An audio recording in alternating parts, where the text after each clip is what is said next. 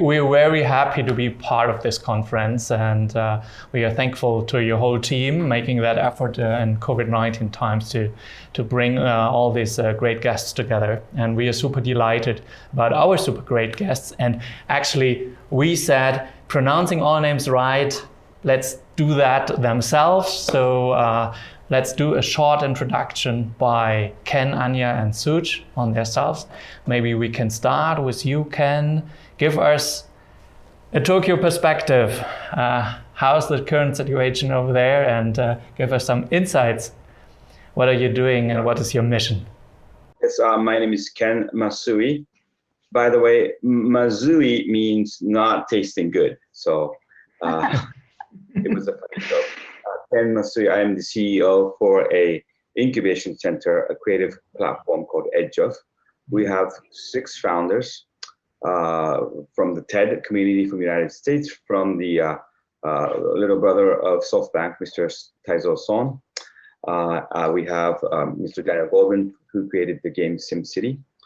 Myself and Tetsuya Mizuguchi, who's one of the entrepreneurs for VR, AR technology in Japan, who launched the PlayStation back in 1992 or 93.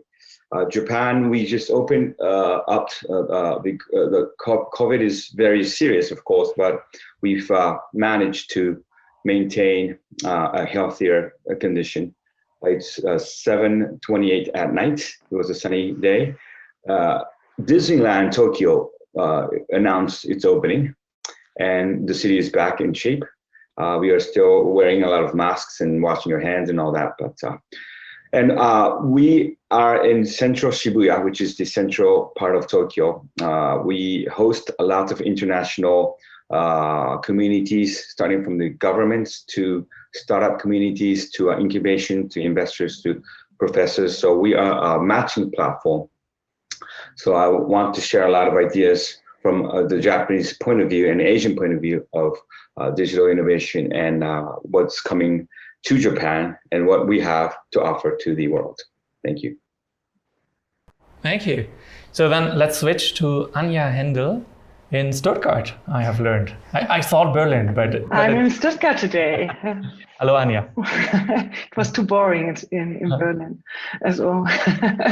It was more excited in Stuttgart during the weekend, so unfortunately. My name is Anja. I have quite a background in innovation and technology. I studied computer science years ago and started at the beginning of the year to work for Diconium. We are a digital by heart company with our roots in e-commerce from 25 years ago, where this was quite innovation to shop something online. And we have a strong background also in automotive, as we are in 100% Volkswagen subsidiary since the beginning of the year. And my major sweet spot is bringing technologies like AI, blockchain, IT, so technology with a big stake in science to the right use cases. So combining people, bringing diverse backgrounds to each other, and this is for me the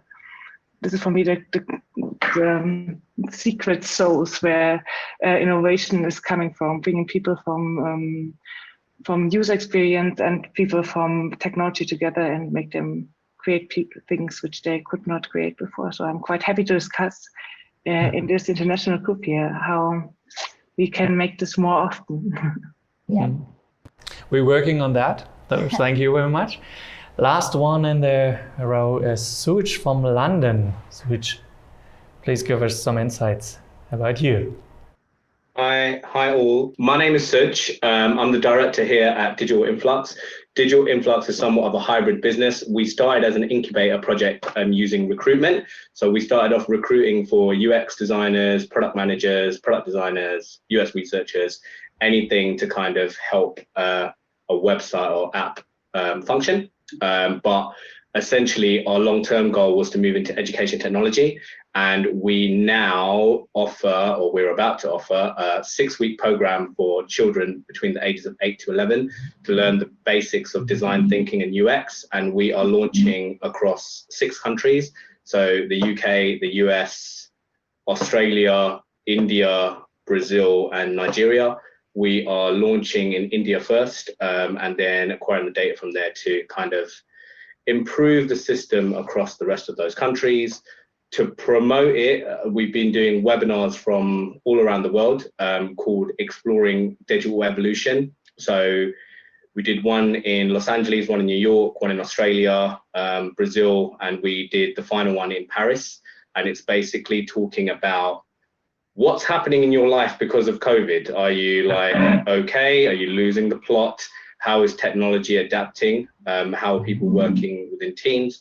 It's got really, really positive feedback, and our most recent webinar included music. So there would be a speaker and then a live performance, and then a speaker and then a live performance. So think like Spotify meets TED Talk, and that should be out next week if anyone wants to get down while listening to some tech talk. Yeah, I see we have global citizens here in that talk. Yeah. Which is great. Let's figure out the topic here a little bit around. So technology interaction, why should we choose that? Because we are very curious to understand what kind of experience you did, how to create this interaction between a technology or a service based on digital methods, and on the other hand, humans. And we would like to step in that topic and use the time, the next 30 minutes, to discuss that. Mm-hmm. Let's start. Yes, so I mean, now that we have the chance to have so international perspectives on these things, Ken, I'd like to address this first question to you. So the question is rather, how do you believe, especially now, not only because of the pandemic, but in general, how is the technology interaction between humans and human and the society really changing, especially in the Asian market or even in Tokyo or Japan?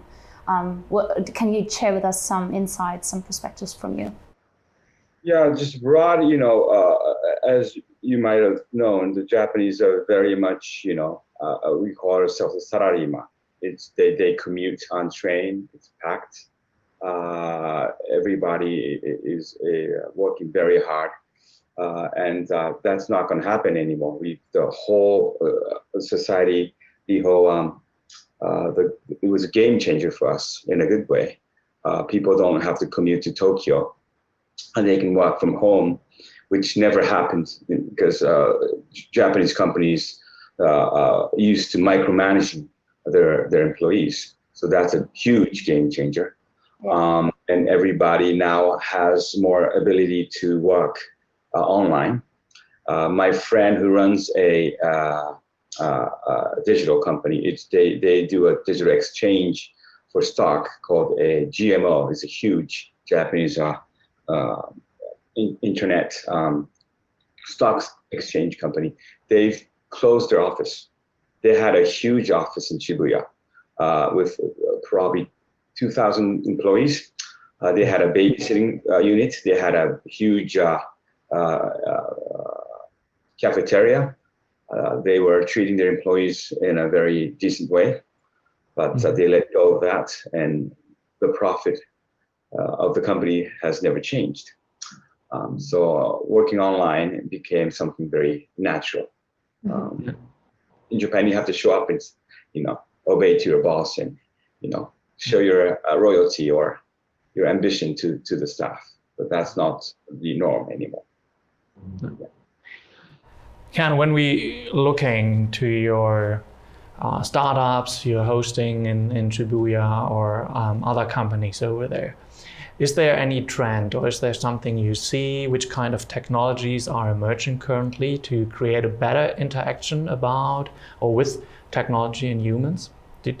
Was there any trend you can give us a Japanese perspective on? Yes, a unique idea. I was just chatting with the CEO of a artificial human company. Yeah. So, likes of you two, you guys are like the host of the show. That is going to be artificial human beings. Thank you. And myself as well. That is something a Japanese media company might be interested in the future, because the journalists will work on writing an article, and they don't need a host anymore because they don't have to have any personal feelings, or you can say something out loud without getting any discrimination from the crowd. That would be another game changer for us in Japan. That would probably be something that would change the education platform. Teachers would probably be AI, and the faces for teachers will be voted by the audience. So say if you're a science teacher, you have to have glasses, you have to be a little bit thinner, or you get to choose what kind of teachers you want from artificial components. That's one unique asset that a lot of companies are now looking into. Startup-wise, there's a lot of companies that are working online, so that means there's more Zoom types of companies. There's more digital accountings to digital marketings to a lot of consumer marketing platforms are becoming digital. So not much of manpower, more of AI shift is my perspective on Japanese startups. Thank you. Interesting. Yeah. Let's do the next one. Sure. Yeah. I think this one goes out to Anja. We're super excited. I think what you said in your introduction, that you always focus on especially the user experience. And from that, perhaps, would you like to share with us a couple of what are the key ingredients you need in order to make a real good digital product? Like, what is your success, let's say, in building these up? Yeah, I mean, what I think is that good innovation comes from different perspectives. I mean, there are some really great people who create great ideas in a room alone, but I think mainly the good innovation comes from having a look to different perspectives, combining it with different knowledge, backgrounds, and know-how, diversity in all aspects, age, gender, whatever, but mainly from our background. So like when we would have a discussion now deeply on things like finding solutions, it would be more fruitful with Ken and Sage, because we have all different backgrounds and we have all a different view on the world, right? Living and working and commuting in Tokyo or in London is something different than in Berlin, even though they are all big cities somehow. But they are very much related on the culture and the way how people behave. Even having this in mind, I mean, we are all in the same situation. I think this is the interesting perspective when it comes to the Corona times now. So I thought it was really interesting what Ken mentioned, how fast the people in Japan adopt and closing an office with 2,000 people. I don't think this is already the case in Germany so far. I think people are more thinking about how we can cope with the situation, if people have to come to the office that often anymore, or if we find some hybrid models. But you can really see that in Asia, things are normally a little bit faster than we are. So so I think this is very inspiring to see, and having this in mind, I think this is what it needs to. That this is what we need to bring together when we want to build innovation or digital products, right? To have different people in place, and because this is exactly also what Seth is doing, right? With design thinking, it's really about the people. Technology is there to solve problems which people have, and not just for the sake of being a technology. Nobody needs the technology if there's not a problem to be solved with. So this is what I think should be always in mind, which also brings us to the point that before you use all these technologies, you have to make a right proof that you really have a problem which needs to be solved. And I think this is where Sage comes in stage, right? I mean, this is exactly where you work on. When we are following the discussion with experts about this interaction, past years ago, it was clear that for example, in a car, the interaction was just easy to reach, or like switches and all that is like make them reachable, make them clear in the communication to know what you're pressing or where while concentrating. But now, when we in the last months talking to experts, they are more talking about lifestyle. They are talking about the relationship of a product and a customer. So they want really to bring them closer and closer. Could you give us some insights how you're doing that, or what is your belief, how you can create a good product and customer relationship? I mean, the first point is that we don't know too much, especially not on a close basis what is happening in a car, right? I mean, the people are delivering the cars, but we do not have the real communication flows like with the mobile phone, so that we get really the feedback of what has been done by a daily or hourly or a basis. So you have still to go to the workshop at the moment to get the feedback of the car, to get all the insights of this. So I think this is the big thing which most of the cars have to come to, or most of the so to really get a feedback. Because what we also need to have in mind is that people, if you do this with user interviews, and if you test things with by questionnaires, or ask people what they like or what they don't like, or what they think they need or don't need, people tend to say things which are sometimes not as they behave later on. My favorite example is with the data privacy. Everybody thinks my data has to be super secure, but in the end, then they have a quiz afterwards, and then they give all their private data just to win a picnic dinner or something. I mean, it's really so that's one thing is what people think they want to have, and the other thing is how they behave. So this is I think one of the big things where we can improve the user interactions with devices like a car, for example, that we really understand more what they do, how many of these nice little buttons which are in all these cars are really used, and how often, and what makes sense to have there and what not. And the other thing is, if you have these cars which can have an update whenever, you can have all this function on demand. So you do not have to buy everything when you buy the car, but you can really see what function do you need during your life cycle, which I think is also a big thing, because when I configured cars, I always missed something, and it was a pity that I couldn't bring it on later on. So I think these are the big things that we have to build the technical background, that we can really start with this easy interaction and come in this mode where we can easily try out things and see what happens then. Yeah. I'm not sure if you could see that, but during you were talking about data privacy, our television was asking for an update or making it secure, that we're accepting private policies. And so this is interaction live and with products.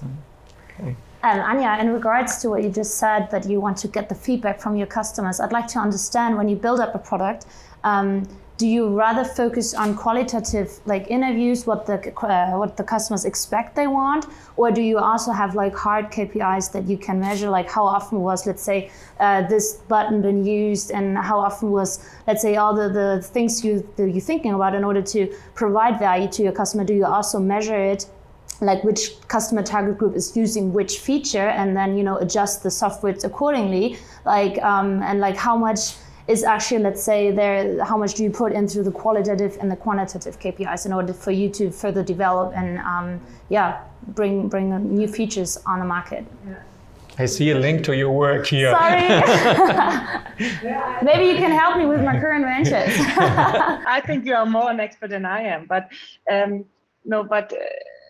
you're totally right. I mean, I love technology, but the bad thing about technology is it's expensive, right? And what you do not want to do is have a lot of costs when you start with an with a new product, and before knowing that this is the right direction you go to. So I love to start as cheap as possible, and this is just with questioning, and then try to build as soon as possible a very easy, and this means there's maybe no technology at all in there, but kind of proof of context. I mean, I love these cases where you just go out with a pencil and a paper, and you just sell something and try to figure out if somebody wants this. I mean, you do not need technology. I worked when Corona came. I worked in a hackathon So it was in the first weekend during Corona, and we had 48 hours to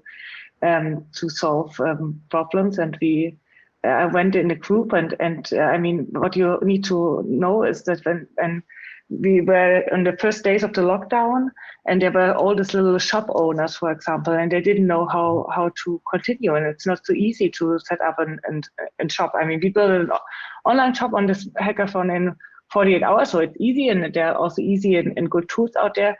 But I try to push them all the time to find easier solutions, because why not just using the phone? I mean, you can call somebody, and they can walk with their phone through the shop and film the things, and the people can say, yes, I want to have this or that, and then you have the proof with only limited and available technology. If somebody wants to shop something in this days and wants to do this before you try to build this full-blown thing. So and that is one thing I think which is really good. And later on, you're totally right, Ronja. Then the more hardcore OKRs you have, if you like tech, you like figures. So I love if I can have a figure between everything and know if something is going for good and for bad, and when to stop it and when not, and when to kill it. Yeah, because every idea which you kill is a chance for another greater idea. So. Yeah. Cool. Let's try to make the first connection here. So Ken was mentioning the rising AI ideas there. What is AI, or how important got AI for your work in the last month? Is it to Ken or to me? It's to you, Anja, and I tried to connect the mention of Ken saying AI is becoming more important in Japan, asking you. I mean, I think from all the technologies I mainly work with, or the ones which have a bigger stake in science and have a big development ahead, I think AI is the one which is really on a very interesting phase at the moment. Yeah, if you see the evaluation, it's there since years, but we had also always the limitation of data and computing power. So now this is the time where you can really start to build good products on this. Having this in mind, it's still in the beginning. And what I love is about AI is that in the end, it's pure statistics, right? I mean, it's just having the thing I mentioned with the diversity point of view. It shows us in a very confronting way how statistics look to our world, right? And then we all come up with this unconscious bias things, and things we didn't realize, and we say, oh God, AI is doing this and that, but in the end, it's just using our data and a lot of computing power and a pure statistical way of looking to our world. Mm-hmm. And this is for me a very nice way, because this is also where we can learn a lot from, and it's not so much intelligence, and it's not human at all, but it just gives us another perspective, a very technical one, on the world around us. And this is for sure, for me, a very important technology for our future. Yeah. Thank you. Should we switch?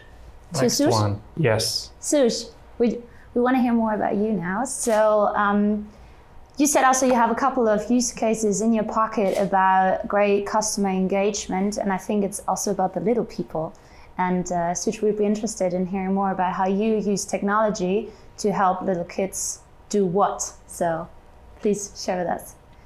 Okay, so we help children learn the basics of user experience design and design thinking. So for those of you that don't understand what UX is, it's essentially the psychology around human behavior and technology that can also be applied to physical things in the world as well. But for now, we're focusing on digital interactions for kids. So one of the first phones that I had, kind of showing my age, was like a Motorola. I can't remember the name of it, but it was big enough to be a weapon, I'd say. It was pretty huge. And now these kids are essentially born into this iPhone, Android world. So from the ages of, let's say, 1 or 2 or 3, the parents would give them a tablet to keep them occupied or give them a phone if they're crying too much. So in a way, they're more advanced in understanding this technology than we are. They know how to stream things straight away. Like I've got a niece from like age of like 3. She was able to stream from the phone onto the TV. So these kids are already designers. They just don't know it yet. So with us, the reason why we're introducing this as our first subject is because it kind of develops creative thinking. And today's world, from looking at what's happened all over the planet, we need different thinkers. We can't have this same type of mentality running the planet. We should be, when you're growing up, you're watching cartoons like the Jetsons or watching movies like Back to the Future, and you're seeing flying cars and people flying in space. Why aren't we doing that? What's slowing the planet down? And I think it's a lot to do with education. Myself, I studied creative advertising at the University of Arts. So when I came out of uni, I wanted to get into advertising. I did really good dissertation. I did great coursework. But as soon as I came out of uni, the recession kicked in. So around 2007, 2009, recession was here.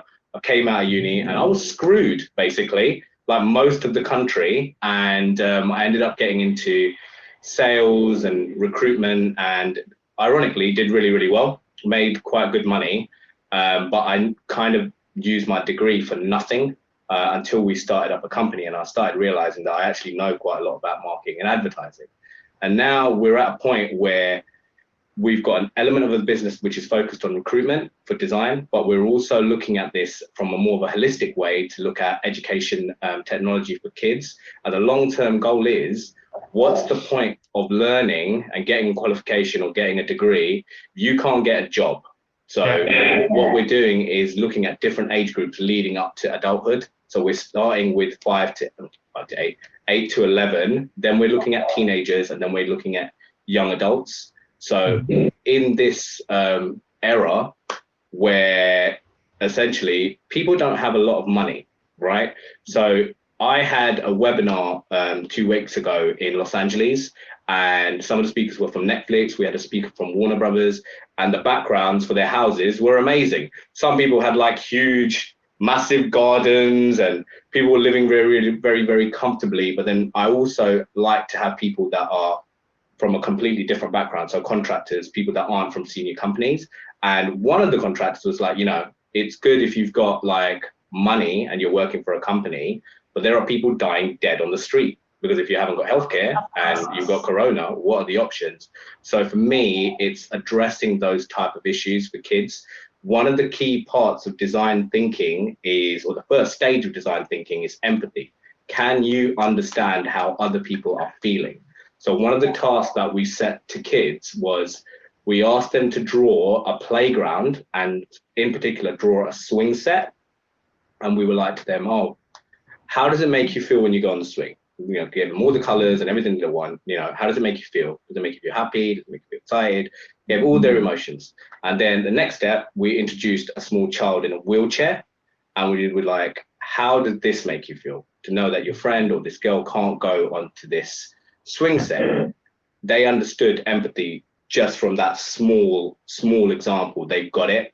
And as soon as we asked them to redesign the swing set, they redesigned it within like 20 minutes. They got together, they were creative, they designed the whole layout, they created a new wheelchair. From that small example, their brain started ticking. And that's the kind of mentality that we're focusing towards. And I think design thinking and UX as a whole is key to introduce that to kids. Schools at the moment are introducing STEM, so kids are learning elements of coding, but the creative flair behind that is somewhat lacking, and most schools across the world are still offering, the basics that don't really equip you for real life situations. So as an example, when I was in school, no one told me about a mortgage.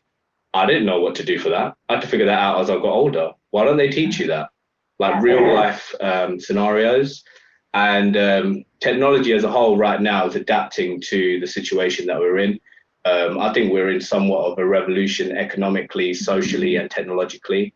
Even if you're looking at things like, Tinder as an example, People can't see each other now. So now they're doing like virtual dating. So we adapt as a society, whether that's through technological or social means. Yeah, I understand. So, Suj, another question in that direction is then your technology you're currently building up, or let's say software, is this also focusing on the elderly generation? So somebody that, can like further embrace technology for their own, for their daily living, just by having easy ways of getting introduced to interfaces or just a front end, and then furthermore better understand how to provide Alexa in their household, so they do not, as an elderly person, have to get up at the end of the day when they're.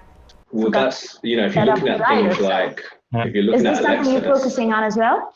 Voice control or voice activation is going to be a major component in all forms of life. I think at some point or the other we will be living like Star Trek in terms of just talking to everything in our homes. But right now for us, I don't think that technology is too far away, but we're looking more so on design thinking and UX from a visual standpoint and from a research standpoint. When there's technology that's able to kind of help us to teach that to kids, then I'm 150% going to do that.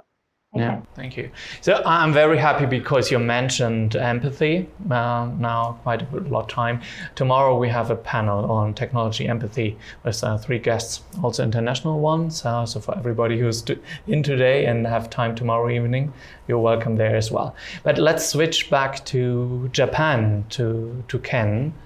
I would like, or I'm curious to understand how strong is that UX interaction discussion in Japan right now? Is that something which is obvious there? And are you talking a lot about a great customer engagement?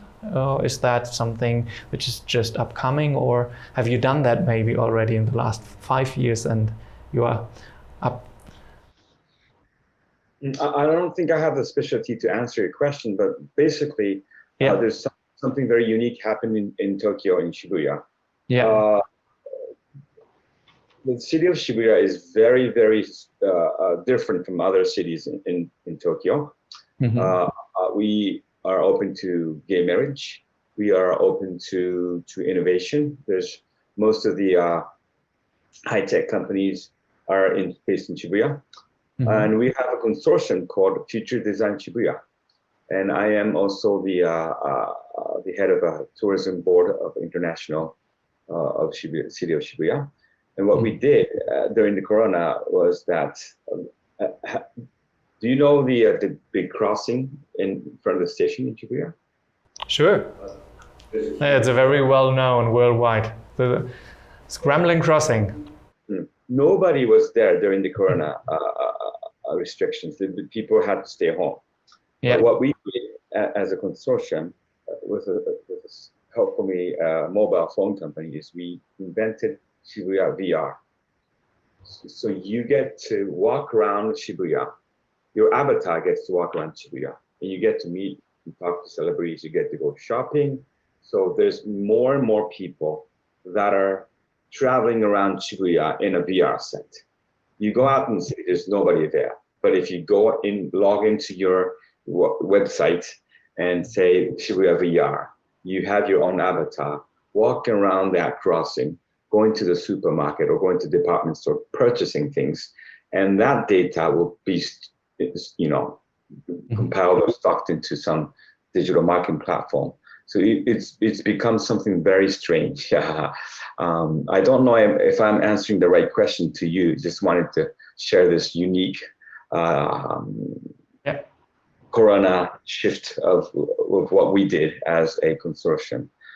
And we see a lot of musicians doing jam sessions in the streets. So if you're a musician, if you're a very famous person, you get to, do some big shows on the street in VR, and you don't get arrested. If you do it physically, you get arrested, but you get to do many, many different things there. So that's something that I think is going to be something new for consumer experience in Shibuya as well.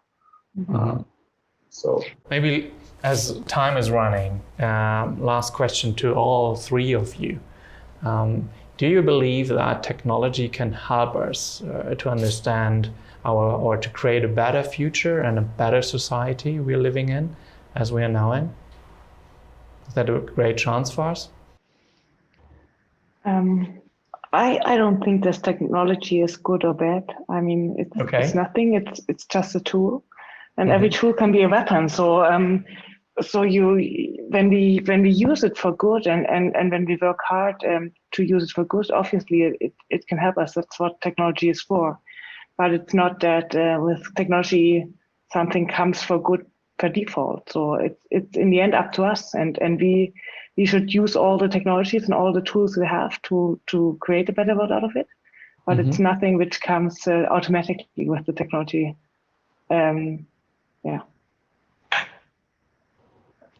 Other opinions? Suj?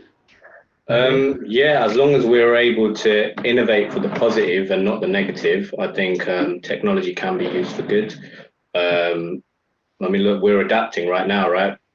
Otherwise, this wouldn't have been a Zoom call, and I'm presuming you would have had people in your office. So it's definitely a good thing in terms of communication. But I also feel that technologies can somewhat trap you as a human being. So if you're looking at things like your social media feed, as an example, some people are quite addicted to it without really realizing that they're addicted to it. So I guess, yeah, used for good and bad, right? Ken, what do you think? Well, same opinion. I mean, it's a tool. You got to use it right. You don't want to, be addicted to it, as what's it said. But I think technology, especially in Japan, where there's not much land and not much resources, is something very unique. We need to share a lot of space, and in the tech field, it's very, very wide. So I think we have to be smart and learn how to use and control technology as we go on. All right. So maybe asking then our participants and the audience, do you have any questions? We have this Zoom chat. Maybe that's a good opportunity to share something of your questions, if you like to. The last second then. Because we have 1 minute to go. 1 minute to go. Okay, I think then we use the time to thank everyone listening to our channel, of course, thanking our speakers, Ken, Anja, and Suj. It's always so great of our work, our dailies, like that we have so many international perspective and brilliant minds to discuss, and we appreciate you being here, and we hope to stay connected with all the people in the panel.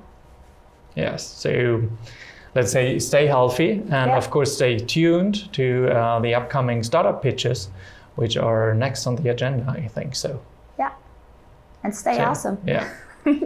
Have a great day, everyone. Thank you.